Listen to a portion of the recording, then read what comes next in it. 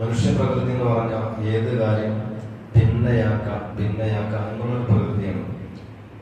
ഇപ്പോ മിനിയാന്ന് ഒരു ചെറിയൊരു സംഭവം, ജപ്പാനിൽ നടന്ന ഒരു സംഭവം നിങ്ങൾ കണ്ടിട്ടുണ്ടാവും. അവിടുത്തെ മന്ത്രി കയറി വന്നപ്പോഴേക്കും 5 മിനിറ്റ് വൈകി. 5 മിനിറ്റ് നമ്മൾ നിസ്സാരമായിട്ട് കാണുന്നത്. 5 മിനിറ്റ് വൈകിയപ്പോ ആ മന്ത്രി ആ രാജ്യത്തോട് മാപ്പ് പറയാണ്. എൻ്റെ അടുത്ത് വിലപ്പെട്ട നിങ്ങൾക്ക് വേണ്ടിയിട്ടുള്ള 5 മിനിറ്റ് വൈകിയിട്ടുണ്ട്, ഞാൻ ജപ്പാനിലെ ജനങ്ങളോട് മാപ്പ് പറയുകയാണ്. ആ മാപ്പ് പറഞ്ഞു. പക്ഷെ അതിന്ന് വാർത്താ മാധ്യമങ്ങളിലെല്ലാം ഭയങ്കരമായിട്ട് ചർച്ചയായി. ഒരു 5 മിനിറ്റ് വൈകിയപ്പോഴേക്കും ഒരു മന്ത്രി മാപ്പ് പറയാം, എന്താ പറയുന്നത്? പക്ഷെ ആ ആളുകളെ സംബന്ധിച്ചിടത്തോളം, അവിടെയുള്ള ജനങ്ങളെ സംബന്ധിച്ചിടത്തോളം വല്ലാത്തൊരു സംഭവം. നമ്മുടെ കേരളത്തിൽ നിന്നുള്ള ഒരു എഴുത്തുകാരുണ്ടായിരുന്നു, ബാബു ഭരദ്വാജ് എന്ന് പറയുന്ന ഒരു എഴുത്തുകാരൻ. അദ്ദേഹം അല്പകാലം ജപ്പാനിൽ ചിലവഴിച്ച വ്യക്തിയാണ്, യാത്രകളൊക്കെ ആയിട്ട്. ആ സമയത്ത് അദ്ദേഹം പറഞ്ഞൊരു അനുഭവമുണ്ട്. ഞാനൊരു പ്രാവശ്യം ജപ്പാനിലുള്ള സ്പീഡ് ട്രെയിൻ, നമ്മുടെ ഇന്ത്യയിലുള്ള ബുള്ളറ്റ് ട്രെയിൻ പോലത്തെ അവിടെയുള്ള ട്രെയിനിൽ കയറിയ സമയത്ത് ഒരു സമയം 2 മിനിറ്റ് വൈകി. ട്രെയിന് പറഞ്ഞതിലും 2 മിനിറ്റ് ഉദ്ദേശിച്ച സ്ഥലത്ത് എത്താൻ വയ്യ. ഉടനെ അവിടെ ഇറങ്ങുന്നതിന് മുമ്പുണ്ട് വണ്ടിയിൽ, ട്രെയിനിൽ അനൗൺസ്മെന്റ് വരുന്നുണ്ട്, നിങ്ങളുടെ വിലപ്പെട്ട 2 മിനിറ്റ് വൈകാൻ ഞങ്ങൾ കാരണക്കാരനായി, ഞങ്ങൾ എല്ലാവരോടും മാപ്പ് ചോദിക്കുന്നു. ട്രെയിൻ അതോറിറ്റിയാണ് പറയുന്നത്. പിന്നീട് ഇതേപോലെ ഒരു സമയത്ത് 2 മിനിറ്റ് വൈകി. ആ മിനിറ്റ് വൈകിയ സമയത്ത് ഇവർ ട്രെയിൻ ഇറങ്ങുന്ന സമയത്തുണ്ട് ബാലൻസ്, അവരുടെ ടിക്കറ്റിന്റെ ക്യാഷ് റീഫണ്ട് ചെയ്തിട്ടുണ്ട്.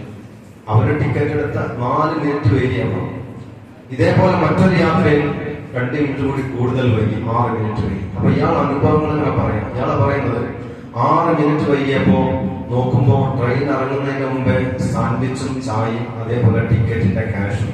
ആലോചിച്ച് വെറും 6 മിനിറ്റ് വൈകിയപ്പോ ആ നാട്ടിലുള്ള ജനങ്ങൾക്ക് അവർ കൊടുക്കുന്ന പ്രിവിലേജ്, അവർ കൊടുക്കുന്ന ആ സമയത്തിന്റെ വില, ഇതുകൊണ്ടാണ് എന്തായത് ജപ്പാനായിട്ട് ഉയർന്നു വന്നത്. നമ്മുടെ അവസ്ഥ എന്തായിരിക്കും? അരമണിക്കൂർ വൈകിയ പ്രശ്നമല്ല, 1 മണിക്കൂർ വിഷയമല്ല, നമ്മളാരും നോക്കാറേ ഇല്ല. അതുകൊണ്ടാണ് പറയുന്ന ഒരു ഹദീസുണ്ട്, ഹലക്കൽ മുസദ്ദിഫൂൻ, സൗഫ പറയുന്ന ആളുകൾ, പിന്നെ പറയുന്ന ആളുകൾ, ഈ ആളുകൾ നശിച്ചുപോയി. അവർ എവിടെ ചെന്നാലും ഒരിക്കലും വിജയിക്കൂല, അവരെ കൊണ്ട് വിജയിക്കാൻ കഴിയൂല. അന്ന് പറഞ്ഞു വെച്ചതാണ്. നമ്മുടെ സ്വഭാവം എന്താ? നമ്മൾ ഏത് കാര്യം പിന്നെ എന്നുള്ള ആ ഒരു സ്വഭാവത്തിലൂടെയാണ് നമ്മളെങ്കിൽ ഒരിക്കലും ജീവിതത്തിൽ ഒരു കാര്യം നമ്മളെ കൊണ്ട് നേടിയെടുക്കാൻ കഴിയില്ല.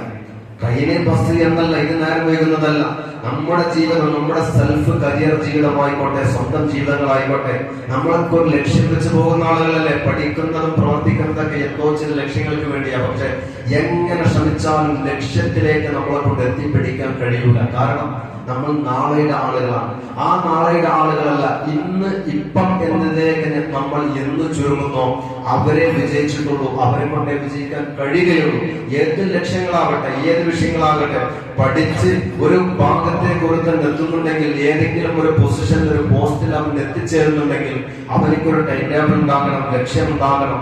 ഇന്ന സമയത്തിന്റെ ഉള്ളിൽ അവനെ കൊണ്ട് ഇത്രമാത്രം പഠിച്ചു തീർക്കണം, അല്ലെങ്കിൽ പ്രവർത്തിച്ചു തീർക്കണം.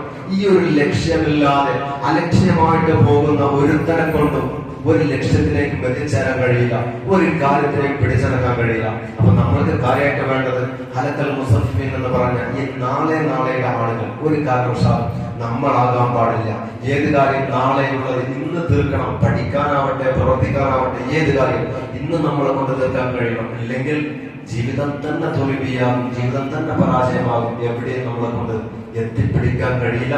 അതുകൊണ്ട് സമയത്തിന് വാല്യൂ കൽപ്പിച്ചുകൊണ്ട്, സമയത്തിന് വില കൽപ്പിച്ചുകൊണ്ട് നമ്മുടെ ഓരോരോ ഗോളുകളും ഓരോരോ നമ്മുടെ ലക്ഷ്യങ്ങളെയും നമ്മളെ കൊണ്ട് കീഴടക്കാൻ കഴിയണം. അല്ലാഹു സുബ്ഹാനഹു വ തആല തൗഫീഖ് നൽകുമാറാവട്ടെ.